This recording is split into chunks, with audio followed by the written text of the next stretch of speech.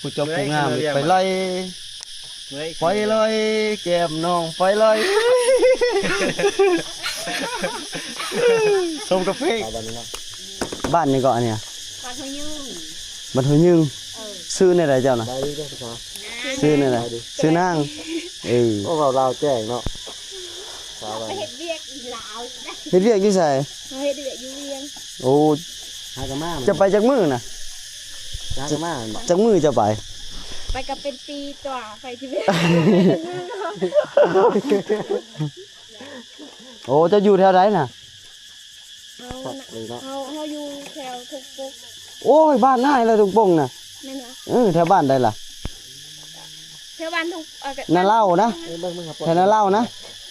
บ้านทุกปงเลยบ้านทุกปงเลยแม่น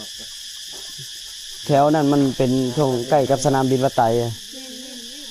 โอ้ยอยู่แถวนั้นแหละบริเวณแถวห้องหมอปัวตาเขาก็เคยไปอยู่ห้องหมอปัวตาที่เจ้านี่สิเขาซอยทางอันนี้บ่นั่งพักผ่อนก็ได้นึงไปบ้านที่เจ้าบ่แม่นติดกับอันนี้บ่กับ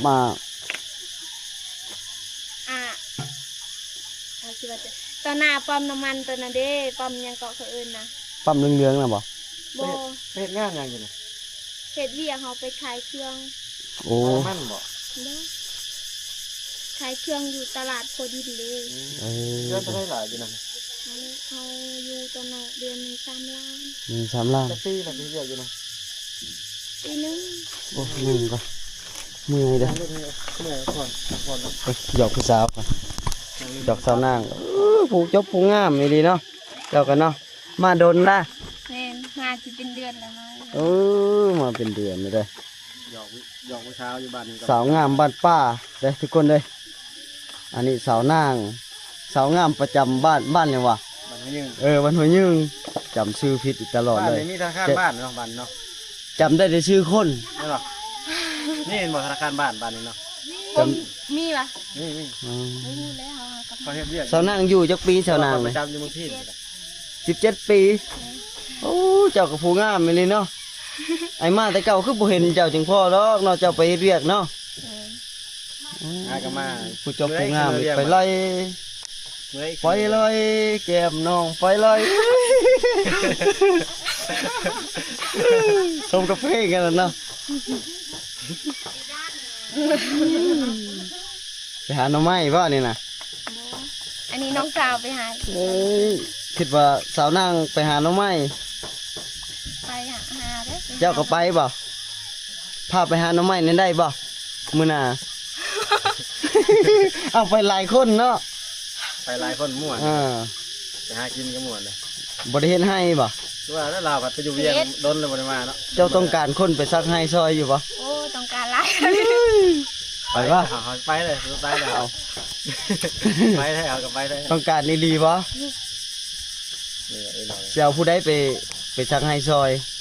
เจ้าได้แล้วบ่หรือยังใส่ก็ได้อันบ่ได้ก็เมื่อไรสักให้หันมาหาทางพี่ก็ได้เด้อ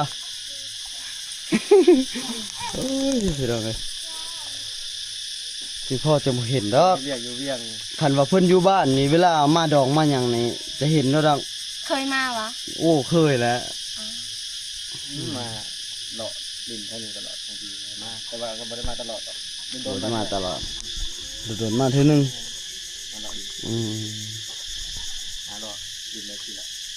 มาพี่จนชิลืมเลยเนาะเป็นปีว่าจะได้มาแต่เฮ็ดเวียกนะเว้นมาลินปีใหม่นี่บ่เนี่ยเมื่อไรมาเนี่ยเมื่อได้สิกรรมเนี่ยเป็นเดือนแล้วค่ะเนี่ยยังเชื่อโอ้อย่าเฝ้าเด้ออยู่น้ำก้อนแม่เจ้าผัวปะแล้วมาจัดเลยเอาผัวจังได้บ่มีทางลักเนาะเว้นมาเอาผัวประจักอันนี้นะบ่นี่เหมือนกันจ้ะทางไหนพุ่นผักพุ่นนี่ผู้ใหม่เขาเคยไปถ่ายเลยนะครับจะเฮ็ดให้ในเฮ็ดให้อยู่ใส่เฮ็ดให้บอกแล้วบ่ฮู้ดอกมันต้องพาไปพร้อมเนาะมันต้องย่างพร้อมจังฮู้เนาะเวลาเขาไปซักให้เจ้าก็ซักให้เป็นอยู่บ่เจ้าบ่เป็นน้ำอย่างเดียวสาวนาง โอ้ยปล่อยลอยเถิดเอ้ย เขาต้องให้เขาอ่ะ เขาคองแห้งขาวคืองาม คนมันงามเนาะ ข้าวนี่ตอนนี้ด เช้าวัน ดำแล้วบ่ คือคนในเมืองเนาะ เอาจับไหมนะ ำตอนเฮามาใหม่ๆก็ โอ้ยใส่เบิ้งเด้อดึงแขนมึงเด้อพูดจะเบิ้ง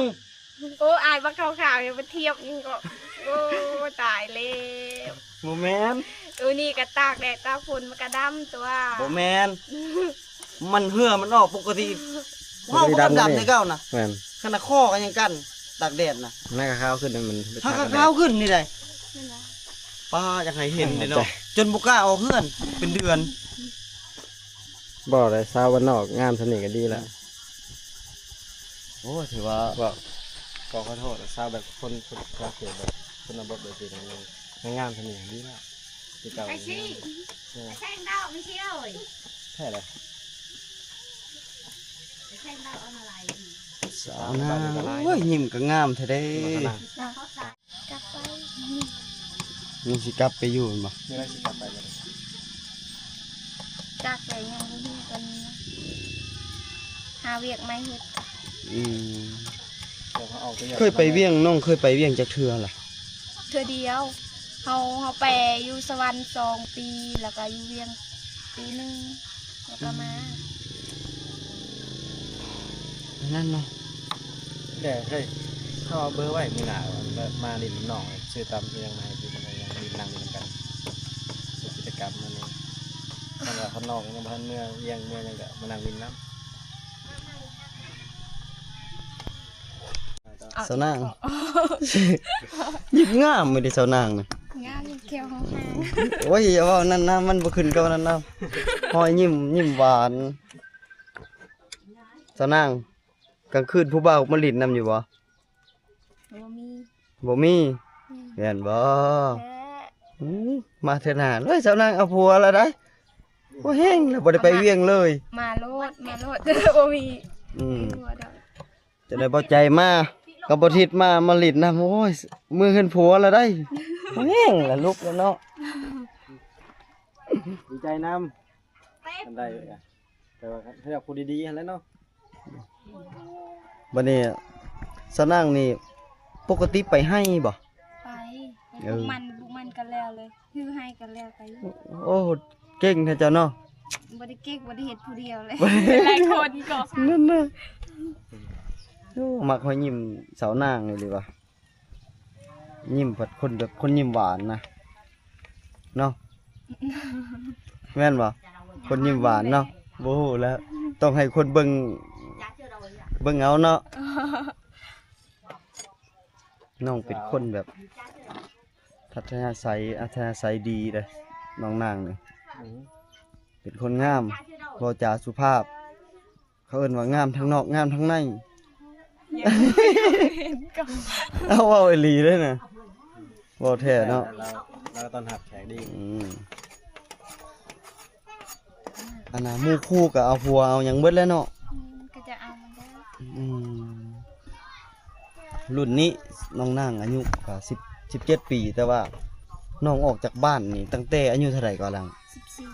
14 ปีเฮ็ดเวียกอยู่ไสก่อนออกไป 14เอาเฮ็ดอยู่สวรรค์แต่ทำ อืม 2เทื่อ สองเทื่อละปีบ่ เทื่อละ2ปี เทื่อละ2 ปี เทื่อหนึงเฮาก็เมื่อเนาะมาอีกเทื่อหนึงก็2 ปีเทื่อหนึงก็2-3 เดือนเฮาก็เมื่อแล้วไปอีกเทื่อหนึงก็บ่ตอนนั้นเฮาบ่ฮอดปี แต่ไปอีกเทื่อหนึงนะ2 ปีเลยเฮาเมื่อ นั่นเนาะ อืม แล้วบัดนี้จึงได้ไปเวียงเนาะ ไปเวียงปีหนึง เวียกงานแถวนี้ได้ซะน้องบ่อยากเฮ็ดแถวนี้บ่ แม่นมันอยู่ไกลบ้านอย่างนึงแล้วมันอยากเมื่อก็มัน อีกอย่างก็จะน้อยสิได้ไปลินดุ เออ บ้านตัวเองเด้มึงสิโปนเด้บ่ได้เด้อเนาะเอาไปมาแล้วบ่ได้เฮ็ดเวียกเลย มีแต่ไปเล่นอย่างเดียวเลยก็บ่ปานนั้นดอกน้องนั่ง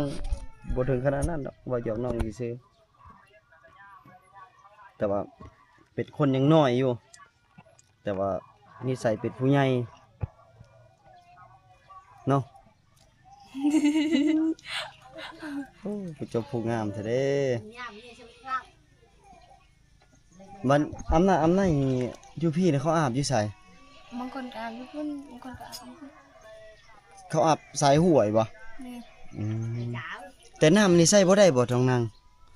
ตัวนี้น่ะใส่บ่ได้แล้ว แต่เก่าน่ะใส่ได้เนาะ แต่ก่อน ได้มันตายอะมันเป็นน้ำบาดาลรวมอืมเดิมมื้อหน้าเดี๋ยวอ้ายอันมาหาไอ้เด้อ โอ้ย โอ้ยสาวนางคนงาม